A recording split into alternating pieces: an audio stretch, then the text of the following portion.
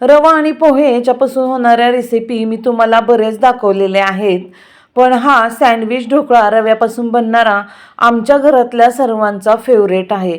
चवीला एकदम उत्कृष्ट आणि बनवायला जास्त वेळसुद्धा लागत नाही आणि अगदी सगळ्या घरच्या साहित्यात. तर चला रेसिपीला सुरुवात करूया. इथं मी 2 वाटी रवा घेतलेला आहे. रवा बारीक असला किंवा मोठा असला तरी चालेल. रवा आपल्याला पहिल्यांदा चाळून घ्यायचं आहे. त्यासाठी 1 वाटी दही घेतलेलं आहे. दही आपल्याला रूम टेम्परेचरवरचंच वापरायचं आहे. चवीनुसार इथं 1 चमचा मीठ घेतलेलं आहे.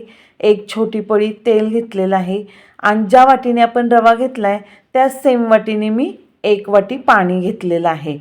तर आता आपल्याला हे सगळं मोठ्या भांड्यात काढून घ्यायचं आहे. त्यासाठी मोठं भांडं घ्या, म्हणजे व्यवस्थित आपल्याला हलवता येतं. 2 वाटी रवा घालायचा, त्याच्यावर 1 वाटी दही घालायचं आहे आपल्याला. दही फार पण असं आंबट असलेलं घेऊ नका. आणि त्याच्यात 1 पळी तेल घालायचं आहे. चवीनुसार मीठ घालायचं आहे. मीठ तुमच्या अंदाजाने कमी जास्त घाला. चवीनुसार आपल्याला 1 चमच्याच्या साखर घालायची आहे. आता हे सगळं आपल्याला चमच्याने मिक्स करून घ्यायचं आहे, म्हणजे दही सगळ्या रव्याला लागल आणि व्यवस्थित छान असं मिक्स होईल.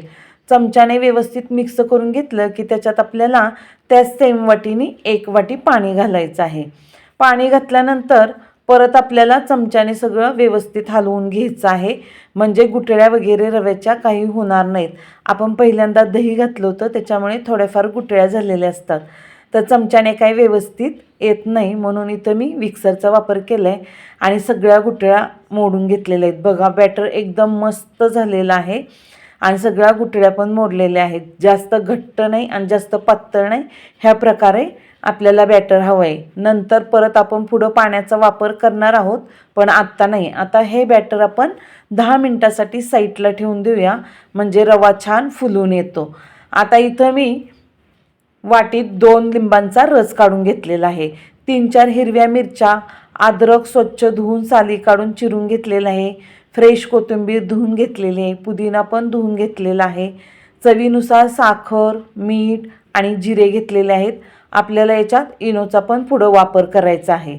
मिक्सरच्या भांड्यात कोथिंबीर घालायची, त्याच्यावर मिरची, अद्रक सगळं घालायचं आहे. नंतर आपल्याला लिंबाचा रससुद्धा याच्यातच ओतायचा आहे. पुदिना पण घालायचा याच्यातच. लिंबाचा रस आपल्याला फक्त 2च पोह्याचे चमचे घ्यायचा आहे, जास्त पण घेऊ नका.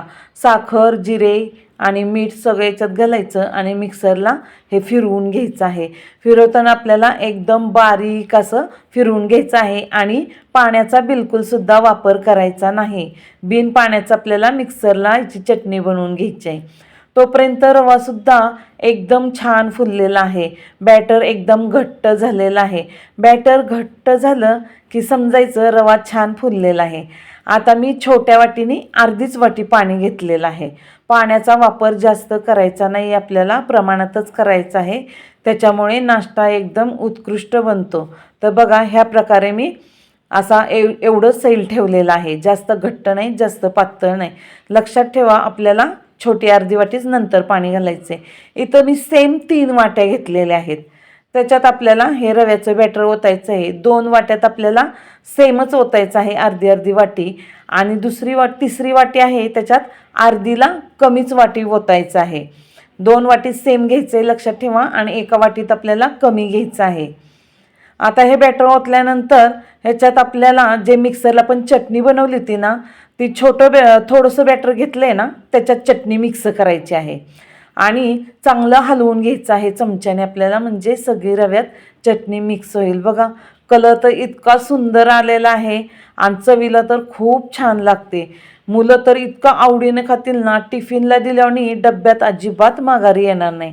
तोपर्यंत आपण इथं लगेच पाणी गरम करायला ठेवायचं आहे. ध्यानात ठेवा, ही स्टेप आपल्याला पाणी आधीच गरम करायला ठेवायचं आहे. नाहीतर तुम्ही ताटाला तेल लावचाल, त्याच्यात बॅटर ओतचाल आणि नंतर पाणी गरम करचाल, तर तसं होत नाही व्यवस्थित नाश्ता. आता इकडं पाणी गरम होतंय तोपर्यंत आपण ताटाला तेलाचा हात लावून घेऊया. सगळं पसरून तेल लावायचं आहे आणि ताटाच्या एकदम कडच्या साईडला सुद्धा आपल्याला तेल लावायचं आहे, म्हणजे आपण जो नाश्ता बनवतोय तो फुलून वर आला की ताटाला चिकटणार नाही. आता हे 2 वाट्यात आहे सेम आपण घेतलेलं रव्याचं बॅटर. 1 वाटीत आपण अर्धच पुडी इनो घालायचा आहे, जास्त नाही घालायचा. इनो ॲक्टिव्ह असतो तोपर्यंत पटकन चमच्याने आपण हलवून घ्यायचं आहे एकसारखं. उशीर लावायचा नाही आहे. सगळं खालचं रव्याचं बॅटरसुद्धा मिक्स करून घ्यायचं चमच्याने आणि पटापट असं हलवून घ्यायचं आहे. रवा बघा एकदम छान फुलून आलेला आहे. लगेच ताटात ओतून घ्यायचं आणि चमचा फिरवून सगळं एकसारखं करायचं आहे. कुठं जास्त जाड कुठं पातळ असं ठेवायचं नाही. आणि पाणी तोपर्यंत चांगलं गरम झालेलं आहे, त्याच्यात लगेच ताट ठेवून द्यायचं. आता पाणी गरम केलं आहे तोपर्यंत इनो आपला ॲक्टिव्ह आहे, लगेचच छान एकदम मस्त होतं. हे 5 मिनटासाठी फक्त आपल्याला झाकून ठेवायचं आहे. 5 मिनटानंतर बघा एकदम छान स्टीम झालेला आहे. हाताला चिटकत वगैरे काहीसुद्धा नाही. आता याच्यावर आपल्याला हे चटणी घातलेलं जे बॅटर होतं ना थोडंसं रव्याचं, त्यात आपण चटणी घातली ते ओतायचं आहे. पण ओतताना लक्षात ठेवा याच्यात आपण इनोचा बिलकुलसुद्धा वापर केलेला नाही आहे. थोडासुद्धा इनो याच्यात नाही घालायचा आहे. आणि हे सगळं याच्यात पसरून चमच्याने असं एकसारखं करून घ्यायचं आहे. आणि हे फक्त आपल्याला 2 ते 3 मिनटासाठी ठेवायचं आहे, फार उशीर नाही ठेवायचं आहे. 2-3 मिनटं होईपर्यंत आपण इथं दुसऱ्या वाटीत अजून रव्याचं बॅटर आपण 2 वाट्या सेम काढलं होतं, ती 1 वाटी राहिली, त्याच्यात अर्धी पुडी आपण इनो घालायचा राहिलेला आणि पटापट हलवून घ्यायचं आहे. तोपर्यंत चटणीचं बॅटर ओतलंय त्याला पण 2-3 मिनटं होतात. सगळं मिक्स करून घेतलं की बघा 2-3 मिनटानंतर हे सुद्धा एकदम छान स्टीम झालेलं आहे. हाताला चिटकत वगैरे काही नाही. आता हे रव्याचं बॅटर पटकन ओतून घ्यायचं, कारण आपण इनो घातलाय ॲक्टिव्ह आहे तोपर्यंत झटपट ओतून घ्यायचं आहे आणि चमच्याने मगाच्यासारखं सगळं व्यवस्थित पसरून घ्यायचं आहे. आपण एकदम पसरून घेतलं व्यवस्थित की रेसिपी पण छान होते आणि चवीला तर इतकी सुंदर लागते ना, एकदम उत्कृष्ट चव आहे ह्याची. तुम्ही एकदा बनवलं ना तर आठवड्यातनं 2 ते 3 वेळा तुमची मुलं हमखास तुम्हाला बनवायला लावतील बघा. आता हे आपल्याला परत 5 मिनटं स्टीम करायचं आहे. लक्षात ठेवा आपण पहिल्यांदा रव्याचं बॅटर ओतलं होतं ते 5 मिनटं स्टीम केलं. त्याच्यानंतर आपण चटणीचं बॅटर ओतलं होतं ते 2 ते 3 मिनटं स्टीम केलेलं आहे.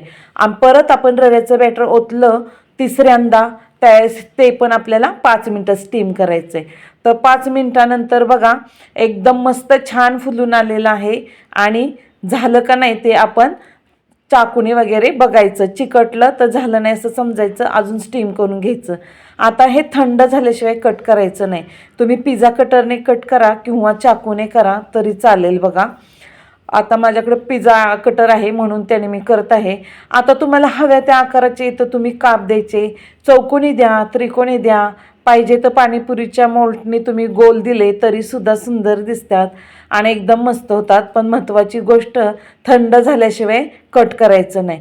तर बघा थंड झाल्यानंतर आपण कट केलं एकदम पटकन निघलं, ताटाला चिकटलं वगैरे काही नाही.